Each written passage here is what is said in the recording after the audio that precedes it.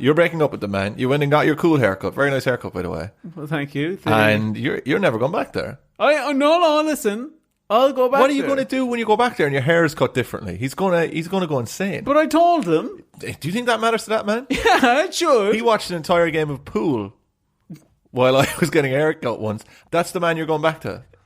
Well, I'm happy with the company. In the world of conspiracies, the supernatural, and the downright spooky, there are only two men who you can trust. Denis Len and Roger O'Sullivan. Or as they prefer to be called, the Unexplained Legends. In Limerick, Ireland, there is a house which has long been linked to strange tales, tragedy, and even Celtic folklore. There are those who claim these stories linger on. This week on Unexplained Legends, the haunting of Curraghchase House. Welcome, listeners, to this week's episode of the Unexplained Legends. I'm Roger O'Sullivan, and with me, as always, is Denis Henri Len. And together we are the Unexplained Legends. Denis, as I was introducing us there, you were making, I would say, vivid body motions. Hoorah motions. Yeah. Hoorah motions. Oh, sorry, there just seems to be this crown on the table here that I put on my head. Oh, yeah. Except I have headphones on that I don't actually need, and it's kind of blocking it. Yeah. But got the old crown this week. How'd you get that? Well, I'm glad you brought it up. Did somebody die? Are you in a lineage somewhere? A lineage of great fucking comedians. Okay, including yourself. Yeah. No, I got the crown there from the Comedy Store during the week. Went in and did the King Gong, beat 31 hopefuls, and took home the gold. So you probably have only mentioned it about 5 times a day since. I mean, 5 times a day. A lesser man would mention it 6. Yeah, that's true. I'm humble. Very humble. You have left the crown. For all the listeners, you have left the crown in your room. On the table in my room. And occasionally, you just come in while I'm working and go, "Oh, sorry, I need the crown. Can I take the crown?" Yeah, well, I mean, look, I will hold my hands up. I will apologise for when I put the crown on a string on a fishing line and put it into your room, and then you started chasing after it in the hall, and I kept pulling it. That was too far. I've also, full disclosure, I've also won King Gong. Thanks for disclosing that. Yeah, full disclosure. But when I won it, they didn't give you the crown. Well, they don't normally do that either, but they just said, like, we have a new king, let his reign commence. So this is special that you get the crown from it. Yeah, I said, can I have the crown? And they were like, normally no, but like it just suits you so well. Solid goal. I guarantee you weren't meant to take that. Do you think so? I'm pretty sure. No way. No, because I mentioned it to somebody else recently, and they go, "Wow, did he get to keep the crown?" Brilliant! I'm delighted. Yeah. How was your week going? You had a busy week, right? I had a very busy week. A lot of critics this week are saying that maybe I went a bit overboard. On what? On I'm a fan of guitars. Oh yes. He a fan of guitars. He has a severe guitar problem. I have a guitar problem. What would you say would be a healthy amount of guitars to buy in 1 week? I would say none. To be honest, none. Like if you're talking about per week, none would probably be. Okay. How many did you buy this week? Oh, this week, just this week. It was only 3.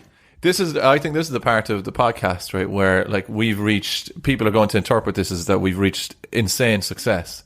So they're going to actually fall off because they're going to be like, oh wait, they're not like, like poor and desperate and shit because you're buying guitars. No, I know. I need the listeners to know. Okay, actually, we'll play a fun little game with them. I bought 3 guitars this week. Did I tell you how much I spent on them? You're saying playing a fun game with them, but really, it would be fun for the listener to hear this. Okay, all right, okay.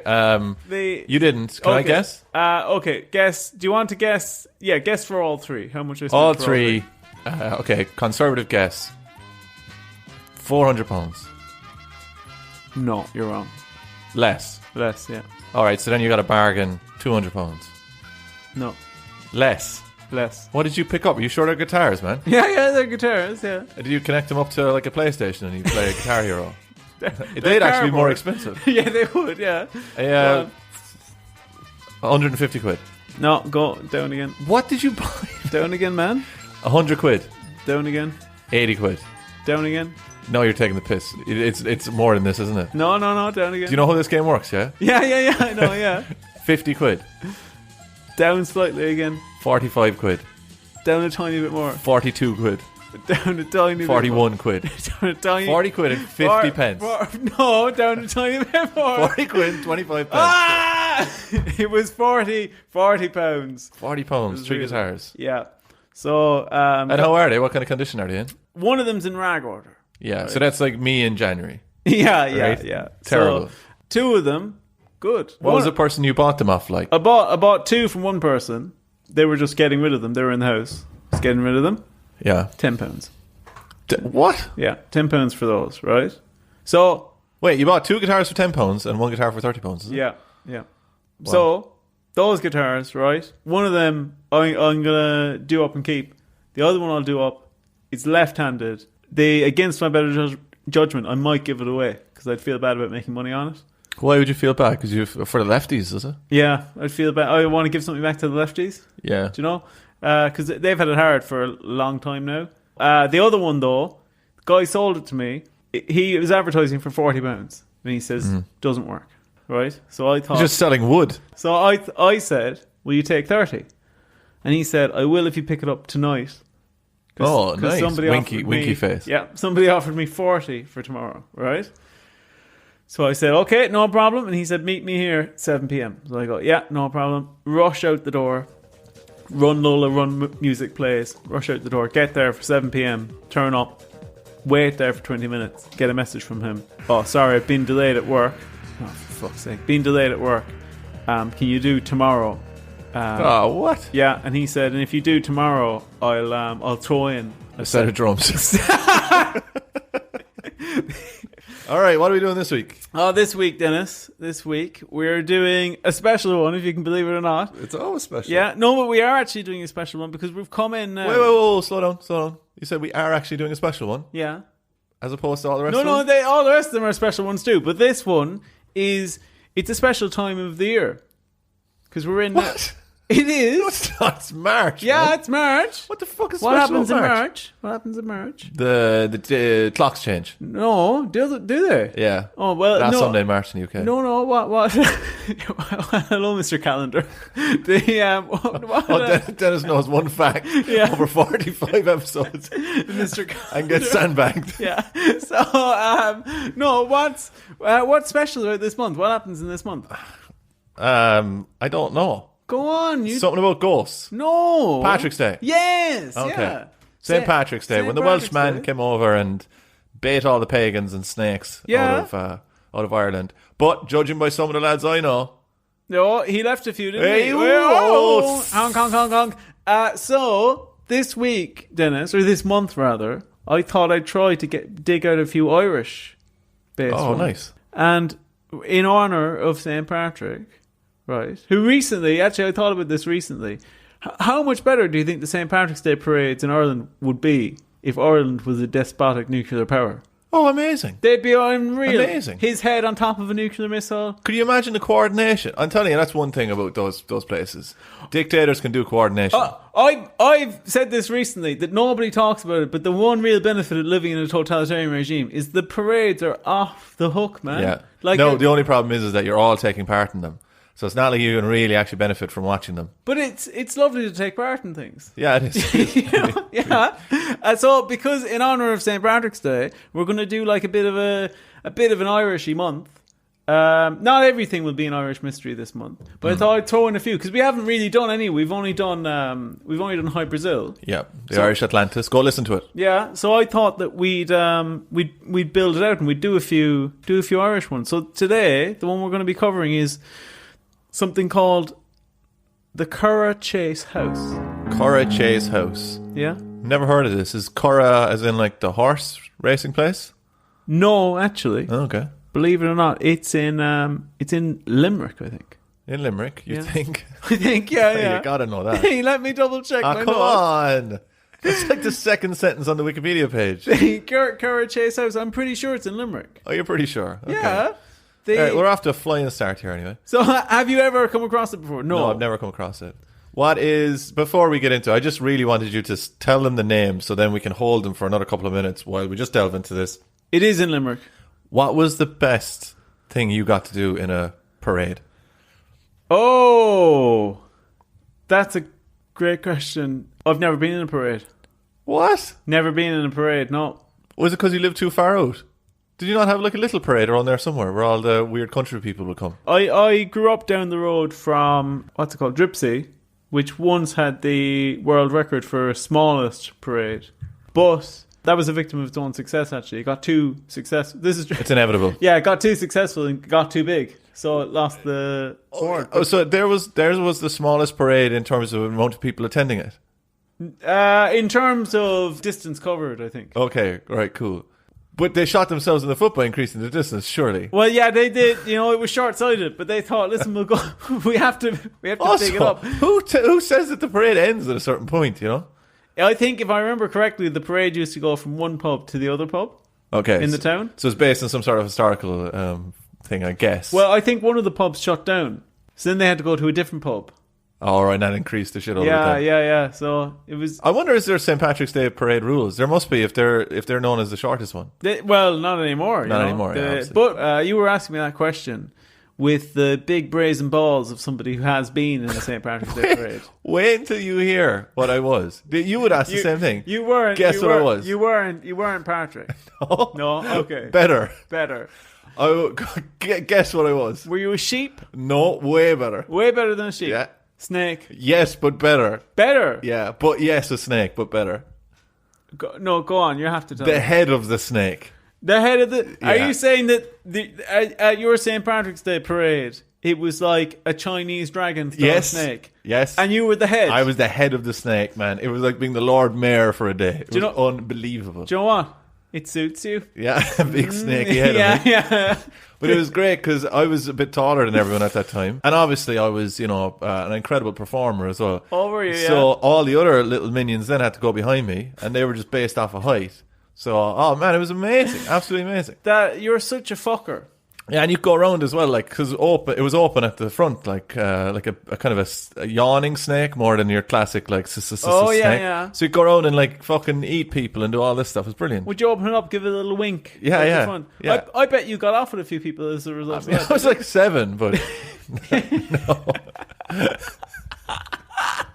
No, I didn't. I was picturing you as being like 20. And if I did, I think they should be in jail, probably. On the back of that, will we crack on with the lamestream narrative, Sure. Dennis?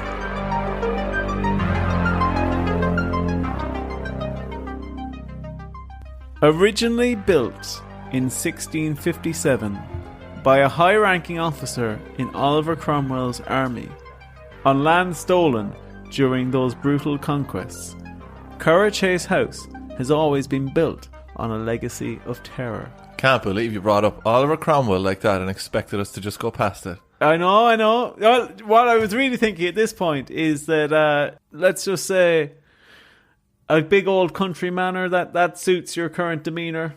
Now I know about your parade days and your Are you saying I'm a little bit Cromwellian? Is that what you're trying to say to me? I'm saying that there would be similarities. Are you saying I won King Gong? I was head of the snake when I was 7, and now I'm just going to go around butchering half of Ireland? I think you might get this idea that you actually have some kind of divine right behind you now. Can you imagine being mowed down in Wexford, right, by like a load of Cromwell's troops, right? Yeah. You're mowed down, saying goodbye to all your family, right? Probably not like actually literally because you're being killed, but you're getting mowed down. You're thinking, at least they'll remember us. And then this is what they get. Yeah, they get Lads associating themselves winning a gong show and being a snake. Yeah, well, I mean, names are for names. This house built during Cromwell's, or built as a direct result of Cromwell's conquests, basically. Housing the Hunt/De Vere family. So they were originally called the Hunt family. And then they changed their name to De Vere. So I'll just call them De Vere from now on. And I assume these people probably helped out Cromwell in some way and then got a big house, is it? Oh, yeah. He was the original person who got the house was one of Cromwell's top men. Okay. So he was like, here you go. You can have the land, build a house on that. There, live there. Don't dig too deep. No. So it housed the De Vere family for a period of over 300 years, where it was at one point a symbol of the oppressive British presence in Ireland itself. However, the De Veres were not the only unwanted presence in the estate, as Curraghchase House was also popularly supposed to be among one of the most haunted places in the whole of Ireland. From day one? Early on. Or Not no? day one, Yeah. but like, But you get what I mean. Like, it wasn't like the land or anything. It was to do with the house in particular. well, Dennis, I'm glad you brought that Uh-oh. up, because built amongst ancient Celtic ruins, including a cairn and a standing stone, perhaps it's no surprise that Curraghchase estate would prove to be a flashpoint for such supernatural behaviours. That should be, if you get like Ghostbusters insurance or whatever, Yeah. that should be a null and void if you build your house on top of like, a graveyard of any description or any sort of ancient ruins. Like, the Ghostbusters are not coming. Oh, yeah, I think so. Like, you're asking for it doing that. Like, realistically, I would say Celtic ruins is the Irish equivalent of Native American burial ground. Yeah, absolutely. Yeah. Do you know, I don't think I've ever told you this story or have ever told this on the podcast. I'm trying to think if I should anomalize it. Do you know what? I will anomalize it. There's a man who I know very well. Your dad. I'm not going to say who he is, and I'm not going to say if I'm of any genetic relation to him. But it's definitely your dad. But Continue. I will say I know him very well, and I've known him for a very long time. And I know that a long, long time ago, Let's just call him dad. maybe before I was even born, he was driving a tractor one day, and the tractor collapsed into the ground and unearthed a Celtic souterrain. And the decision was made amongst him and his peers at the time to bury it again. Yeah, too much trouble. Yeah, just on the off chance that maybe there'd be something historical there and the land would be confiscated. And taken off them for years. Yeah. Are you telling me right now that we could, if we really wanted to, go find that place? It would be hard to say if we could find the area, but I'd say we'd struggle to find the exact spot. You know, yeah. You see, that's the kind of stuff I'd do if I had loads of money. Like, if I had silly money. Yeah, yeah. I just don't. We've touched on it before, but I just don't think people do enough with it. No, you know, no. like, you're like, yeah, you know what? We'll go find that thing that you're like. Well, let's hire a detective. To find that thing. This man I know. Sorry, yeah, this man that you know who's in a tractor. This man I know. Yeah. That he unearthed this. What kind of person do you think you would have been if you were born in your dad's time? Oh, probably, if we're being realistic, probably just exactly like he was. Would you have been exactly the same? I'd say good chance, yeah. I don't think I've ever said this to you, but I was basically that. When you said that, what do you mean? Like, for the just listeners? a country automaton. Like you get what I'm talking about, like, don't you? You mean as if you just came out of the ground, like, out of the country ground and became human? A friend of mine in secondary school had a good name for it. What was it? He was like, Bogman. Oh yeah. Yeah. You would have been a bogman. Yeah, and I basically was a bogman, I would say, up until a point where I won't get into too many personal details, but up until the point where it seemed reasonable that I wasn't going to then become a farmer or a truck driver. Yeah. And then at that point, I was very much playing catch up at school, very much, because my mind had not been on the books up until that point. You bet on Bogman and you lost. Yeah. Heavily. So I think I would have been, probably would have just been Bogman, I'd say. What about you? What do you think if you had been born? I don't know how we got on to talking about my dad, because we were talking about unrelated. I probably would have been a complete. What's that word called for like? Prick. You know, I had plenty of opportunities to do that to you during that story. I know. I never did it. No, it's like it sounds like a louse or something. Lout. No, not a louse. Basically, I'd just be the lad who'd sit in the corner of a bar. Okay. For ages and ages and ages. And I did, like, people let me do labouring and stuff for a little while, but I'd die when I was like 40. Do you really think you'd just be like a barfly type guy? I'd say so, yeah. Like, if I grew up where my dad grew up and stuff, like, let's say before him, actually, I suppose. He had more opportunities and stuff. And when I say more opportunities, barely any. But yeah, no, if I was stuck there, like, I'd definitely be a complete, whatever that word is. It's a great word. I can't remember what it is. You'd just be, I know this isn't what you're reaching for, but you'd just be a point man. Yeah, I'd be a total point man. Yeah, you'll be a bog man, I'll be a point man. Yeah, that's pretty much. You know what? That's it. And never the twain shall meet. There are alter egos. If we go into wrestling, that's what Bog man and point man. Our wrestling teams Tag are. team champion. Who is your dad? The stories of the hauntings in Curraghchase house are numerous, with some being more sinister than others. It was not uncommon for workers in the house to hear loud footsteps with no clear source, or occasionally the sound of ghostly harp music emanating from the empty parlour room. Similarly, there were reports that the furniture was being moved in the house without any clear culprit, and some members of staff even complained of a mysterious little boy seen running around the property. No, I'm out. I'm gone. I'm sorry. Really? I'm gone. Yeah, that's the end of the podcast for me. There's You're no gone. way. I know little ghost boys is not for me. I was pretty sure I'd get you with that, right? There's something coming up. If you can't even handle this, man, you're in big trouble in a little bit, right? When I was researching this, I had to turn on the light in my room because it started to freak me out. And you know me, like I'm not nearly as much of a ghost man as I am an alien guy. As a person who is very familiar with ghosts, if a ghost comes and attacks you, can you just stand still and it won't do anything? Is it just the fact that they're frightening people? I think that they do. I think that they can do some shit to you. All right, so like if you do see a ghost coming, don't be too smart about it because they could actually physically hurt you or like drive you mental or something.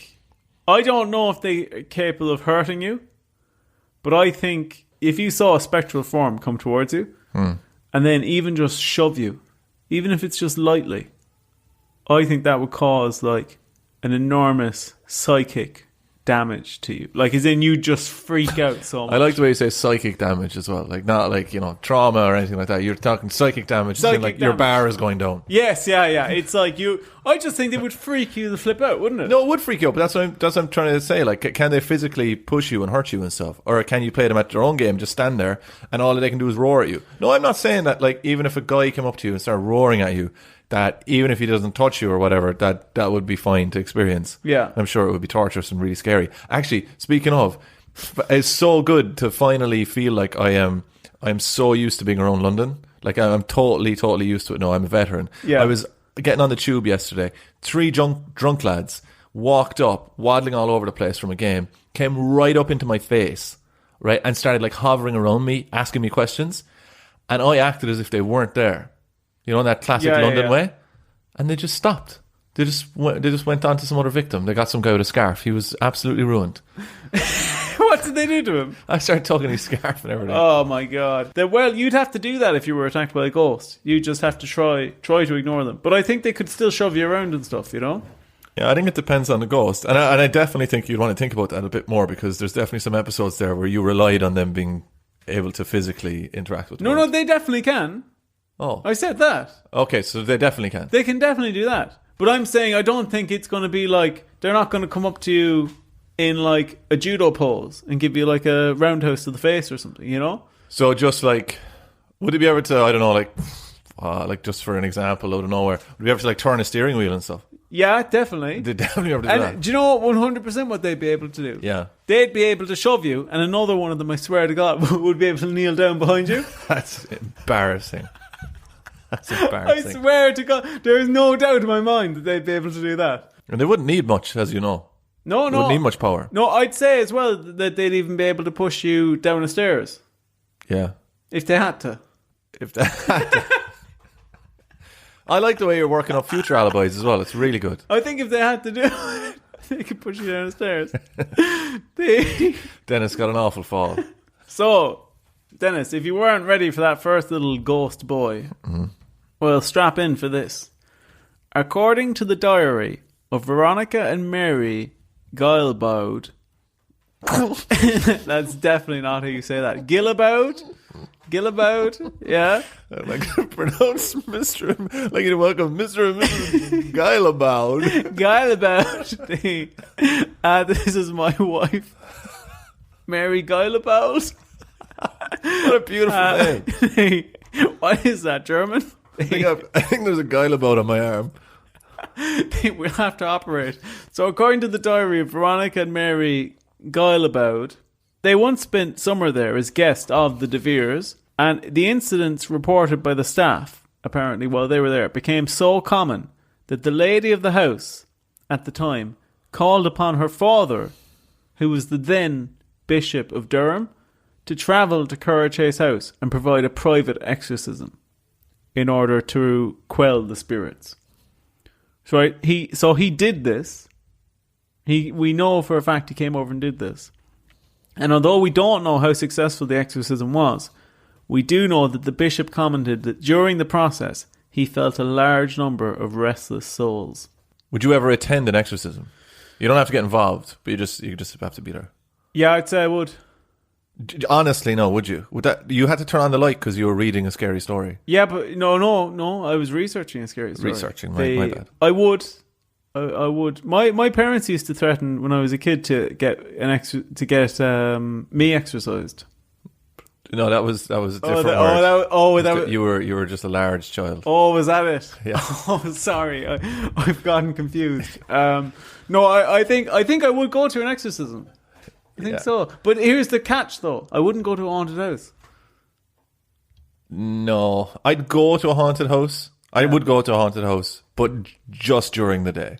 Like at noon. Okay, yeah. I'd go at noon. There's no way I'd stay in one. That's a God's honest truth. Like, there's no way I'd go to a haunted house at night. Did you have any sort of abandoned building that you used to visit when you were like a teenager? Kind of a younger teenager. We did, but I can't comment on it. Can't reveal it. Well, we had a place that was the nuns' convent that had burnt down.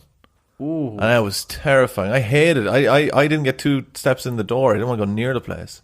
Do you think... Did you ever experience anything there, or were you spooked out? Like, I got a wank in there. That was something to experience. So they can touch you. However, Dennis, the Guilebouds were comparatively lucky, as other guests of the property had the misfortune of experiencing encounters firsthand.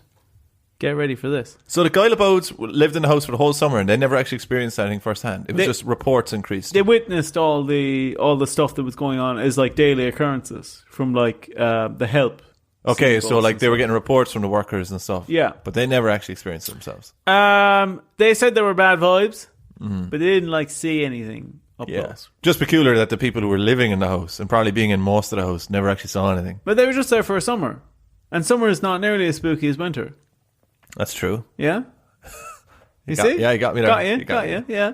So, but the other guests, Dennis, did experience it firsthand, right? And so get ready for this. One such story is recounted by a former resident of Curraghchase house, one Joan DeVere, who recalled a family friend visiting with her young son one year. The mother and her young boy were given separate rooms to sleep in. The mother feared that perhaps her son would be scared sleeping alone in a strange room. Much to her surprise, he appeared to be in fine form the next morning, as he excitedly told his mother about a young boy who had come into his room during the night and asked to play with him. And that kid was fine with that. Yeah, he said he talked about how great a time he had playing with the other kid. Screaming. I would be screaming. I think there are certain kids though that attract ghosts. I was never one of them, to be honest. No. Like, I was terrified of anything ghostly. Like, if someone opened my door in the middle of the night and it was a kid, even if I was a kid, I was still scared. I was still scared of ghost kids as a kid. You know what I mean? Would you just like kick his head off or something like that? No, I'd piss the bed. I wouldn't be able to do anything. Do you know? I'd be terrified. Do you know what I remembered recently is Joe in primary school, when the inspector comes. Do you know this? The amount of power you have as a kid. Oh, you can fuck the whole thing up for the teacher if you want. You could just piss yourself right there. And you know what? I was wondering, why did he bring that up? Yeah. Obviously, it was because you want to do a piss attack. You've so much control as like a junior or senior infant, where if you wanted to, you could just piss yourself. And that's it. Class ruined. But do you think that's a reflection on the teacher then? Yeah. Like, as in, how do you think the inspector will mark that? Like, if you piss yourself every time the inspector comes in? I think it eventually becomes like Pavlovian, where you see the inspector, you just piss your pants straight away. I think, let's be honest, like let's take that over to like an office context. If you're a team leader and there's people under you in the team pissing themselves. Yeah, see, I don't think you can use the piss example if you bring it over then, though. What do you mean? No, can you not? Like then that's a workplace that needs serious psychological help. Okay. You're right. That's probably a false equivalency. Okay, let's say you're a platoon leader. Okay, grand. And you know, half of the men serving under you, they're pissing themselves when the inspector comes to check. Like that doesn't reflect good on you. No, it definitely doesn't. Yeah. No. You're hardly going to gain points in an inspection if a kid pisses themselves. Do you not think? Do you know I had a message from someone, a listener, who said, I think it was a previous episode, I can't even remember, maybe the episode before this, he was like, the episode was very pissy today. Very pissy, yeah? A lot of piss content. And again, we've slid into a lot of piss today. Okay. Okay. I'll be mindful of that. I'll avoid the piss talk. Okay, so Dennis, right, we're up as far as the kids playing with the ghost boy. Mm-hmm. And you said this would spook the shit out of you. Yeah, terrified. You wouldn't be able to tolerate it at all. Well, the mother's blood ran cold as the boy described the fun he had playing with his new spectral friend. The mother asked him, how was the boy dressed? The description did nothing to settle her fears, as her son described a clearly much outdated style of dress. What did he describe it as? Well, sorry, when is this set in? This is the late 1800s, or early 1900s. Actually, this is early 1900s. How long ago was this clothes that the kid was wearing? The ghost kid? Like 50 years. 50 years ago. So maybe 100 years ago. 100 years ago. 50 to 100. Okay, so right, we're in 2023 now. So you're saying a ghost comes in, it's dressed like it's 1923. And if I describe that clothes to you, you'd be able to date it to the 1920s. Go on. Give me a go. Well, okay, first of all, I don't know what the ghost looks like. All right, how about I try it with you? Okay, go on. So you ask me. Wait, how is this game meant to work when we know what the year is? No, listen, we'll see. Ask me, right? Ask me. Let's just say it. I'll just say, oh, Dennis, you'll never guess what. I was hanging out with somebody last night. Yeah, what were they dressed like? Okay, they were wearing 3/4 length shorts that appeared to be made out of like tweed. Yeah, real itchy. Yeah, they had a little hat on, a little cap on, right? Yeah. They had like, I would say, a grandfather shirt on. Okay. Very, very like tattered. And they had like a little waistcoat on as well. Yeah, were they selling newspapers? They were selling newspapers. They kept saying extra, extra, right? And also on top of that, they had a little bowl of thin gruel, and they kept asking, please, sir, can I have some more? Well, if that's the case, then it's probably what, like 1890 or something?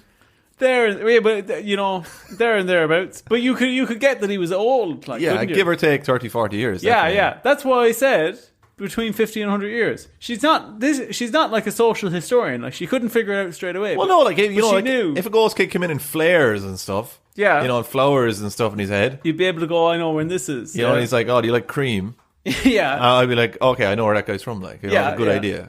Yeah. But, again, it would be quite hard to date it. Yeah, but you'd know. You'd start to put together the clues and go, he's not, he's not from, like, I didn't meet him up the street today, Yeah, okay, I get you. So, basically, the mother knew enough to go, that's odd, right? So, right, the mother, anxious not to alarm her son, she told him that she wasn't happy for him to play with the strange boy anymore, and requested that if he meets him again, for him to turn him down and say that his mother doesn't want him playing with any strange kids. Did he... did you say she explained that he was a ghost to her child? No, she didn't want to alarm him, so she just said, she left that out. She'd keep it simple. Sure enough, Dennis, the next morning, the son told his mother that the boy had come again, but that he had been very sad indeed when he told him that he wasn't allowed to play with him. What do you think the mother's worry was there? What did you think the ghost child was going to do? Maybe take him away. Take him where? Into the ghost world? Yeah, back to ghost world. Oh, you see, I didn't think that was a possibility. I didn't think they could drag us into their worlds. I think they can with kids. I think they can with kids. I think that's something you could do. Strangely voiced statement. No, I think you can do that. I think they can do that with kids. Has this happened to you at some stage? No, but I think when you're a kid, you can pass through the realms more easily. All right, okay. It's like going, like getting on a plane for free or something. Yeah, no, it's exactly that. Yeah, so I think that you're not settled enough in this world yet. So a ghost could just take you away like that. Oh, so you aren't tethered. Yes, that's exactly it. To add to the terror, Dennis, years later, when the house was being renovated, a small coffin was found underneath the floorboards of that very room, containing the skeleton of a young boy. Is that true? That's true. That's true. So that's absolutely true now. That's that true. is so weird. That is true. That's true. And where's the coffin and the skeleton and all that now? They threw it out. No. They hired a skip. I don't know what they did with it, but that's true. What do you mean don't know what they did with it? I don't know what they did with it. But surely it just says, and he was buried in this graveyard. No. No? No. I only got up as far as the... Is this an urban legend that coffin was found with the skeleton? No, that's from a book written by Joan de Vere, who was I think the last of the de Vere family to live in Curraghchase house. All right, but that is the only proof that we have, really, that this coffin was found in there. Her word. I know, but could you imagine if your family's been telling this story for years, and then you're like, I can sew this up pretty nicely. Like, it would be in her interest, surely, so her family don't seem like a big load of dopes. I don't think so. Really scary, though. Very, very scary. Yeah, very scary. Well, Dennis, we're about to reach our headlining act here. Because, of course, we can't talk about Curraghchase House without mentioning the infamous Lady of the Lake. I've heard of her. Yeah. Well, I'll say this. There's a few Ladies of the Lake. Oh, okay. But they're all they're similar, To the east of Curraghchase House is an artificial lake which contains within it a small island historically known as Lady's Island. It is from this lake that one of Curraghchase's most astounding spectres emerged. While staying at the property in the 1840s, poet Lord Alfred Tennyson was shocked when one night at midnight he saw a glow emanate from the lake. He peered carefully out of his window, only to see a radiant, glowing figure of a beautiful woman rise from the water, supposedly holding a sheathed blade in one hand and stretching out her other hand towards the property. Now, I saw an artist's impression of this, and she was quite the looker. Was she? She was quite the looker, yeah. And so what do you think she's doing there? So she's got a knife, she's pointing towards something. A sword. An entire sword. Yeah. Do you want to see a picture of her? Yeah, I want to see a picture of her. Yeah, a photograph. I'll see if I can hopefully I can find the exact image. Now, this is her in her off time. Oh, yeah, she's gorgeous. She's gorgeous. She looks like Brian Brew's wife. Like, you'd be giving her a super like. Yeah, no, the sword is absolutely massive as well. Huge sword. Quite suggestive, actually, in this manner. Yeah, you think it's quite phallic? Yeah, probably. All right, what is going on, right? So this guy saw this woman come out of a lake, or come out of an island. Come out of the lake. Come out of the lake, right, with a huge sword. Yeah. Right, what's the background on her? Well, we don't know. We don't know, Dennis, right? And is this the only guy who saw it? Well, put a pin. Put a pin in that. Put a pin in her background. We'll chat about that in a second, right? You said, is he the only person who saw her? He's not. Because on Christmas Eve, 1941, nearly 100 years exactly to the day, according to some accounts, Curraghchase House was hosting a party of guests. A storm was raging outside, but this did nothing to deter the merriment. That was until an unearthly screech was heard from the direction of the lake once more. Those in attendance rushed to look for the source, only to see once again the glowing figure of the lady emanating from the lake, this time glowing a fiery red. At this exact point, a branch from a tree near the property supposedly swung towards the house, imitating the lady's outstretched arm, smashing through the window and knocking down a candelabra, starting a fire which would go on to engulf the whole property. It's said that she can still be seen rising from the lake every Christmas Eve, although none have ever dared to bear witness. Wow, so you're saying there in that sentence, every Christmas Eve, if we wanted to, if anyone was crazy enough, we could go down there and we could see this woman go out of the lake with a huge red sword, or a flaming red sword, or whatever. Yeah. But people just don't. They don't. They're terrified. Yeah, they don't. Nowadays, Dennis, the house remains as a husk, burnt out husk of its former self, standing mournfully opposite the lake. And the many ghosts and spirits of Curraghchase House remain until this day unexplained. Amazing. Crazy.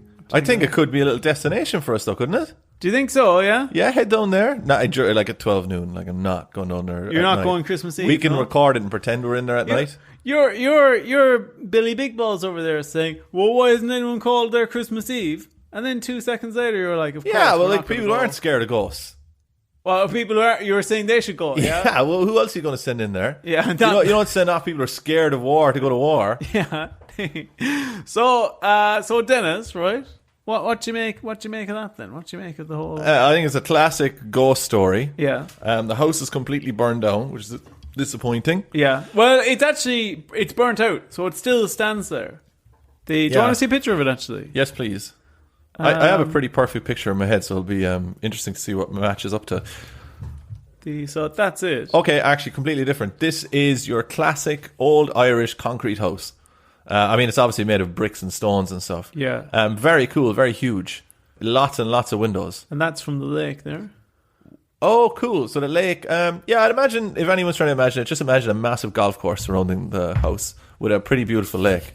But also filled with a woman who has a 7-foot sword who's going to burn down the house. Do you think she'll be back in 2041? Oh, but you know what? We should make a day of it. So you said, Dennis, first of all, I think maybe she will come back. Maybe she'll come back and I don't know, rebuild the house or something. But you said, what's the story with her? Some people have asked that, right?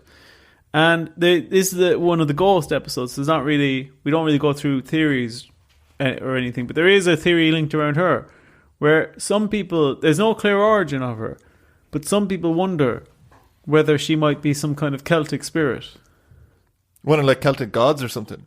Yeah, or like an avenging Celtic spirit coming from the lake to kill the Cromwells. Yeah, to take down the De Vere family.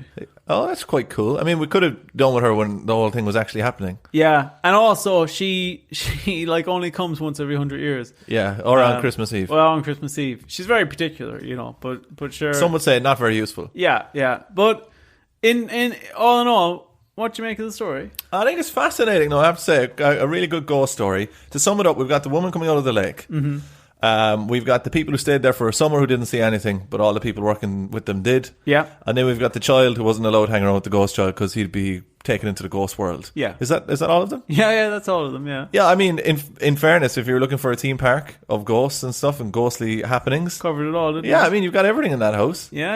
Unfortunately burned down because of the... Well, I say unfortunately. The other thing to remember as well is this ghost has burned down another ghost house. That's true. And a child's house. Never thought about that. Yeah. Do you know, maybe there was some kind of... Maybe it was a romance that had gone wrong or something between the ghosts? One of them is a child. No. Some of the other ghosts hanging around. Oh yeah, well we didn't get specifics on them though, did we? There were adult ghosts. I got the impression there were some adult ghosts. Do you think there was like an almost a thriving population of ghosts inside this place? Yeah, I think it was like a ghost hub at one stage. Yeah, ghosts can't reproduce. They can't. As in, they can't have ghost children. Can they? It's actually I don't think they can, but they can have sex for pleasure. Okay. I think so. I think it's It's humans, dolphins, and ghosts. I think are the only three things. Oh, that's the. What's the rhyme again that goes with that? Ghosts can't have pleasure for sex, so can humans and dolphins. I think that's. Oh yeah, that's it. Yeah. Mm-hmm. So where would you rank this out of all the ghostly happenings? I think it's sitting firmly at the top, with all the other ones in an equal position. Oh yeah. Yeah, I would say so. Okay. What do you think of it? I mean, you had to turn on the light at one point. Yeah, I think the little kid hauntings they're probably top tier, to be honest. Yeah, no, it is. I think it's spooky. It has everything you'd really want, like you said. It has some elements of it that are not unlike if you've ever watched the Netflix show, The Haunting of Hill House. I haven't. Oh, that's properly spooky. I don't get spooked by horror stuff that much, that's properly spooky. I think for me, I think Hexam Head still has it. Oh, Hexam Head is such a good episode. There's a lot going on in that, like so many questions to be answered in that. I think this is a let's say this is like a top tier straightforward ghost story. Yeah, there's not much mystery to this one, I would say. Yeah. Like, as in, you just got your ghosts, they're going around annoying people. There's not even much reason as to why they're doing it. No. They just happen to be ghosts. Being a bit mischievous, we'll say. Yeah. All right, that does it for this week. Thanks so much to everyone who's listening again. I am Denis Len. You can find me on Instagram and everywhere else at DenisLen3D. And over there is Roger O'Sullivan. You can find me at Roger O'Comedy. Also, coming up, we're approaching our 1 year anniversary of the podcast. So we're asking everyone to send in as many spooky stories as they can that they've experienced into our email at unexplainedlegends@gmail.com. And also, if you've any comments about any other episodes, send those in. Send anything you can think of to our email. I will know. Oh no, sorry, yeah. But send anything within reason. Anything about the spooky stuff we've covered. And I think that's it. But wraps it up. All right, thanks so much for listening. I love you. Bye.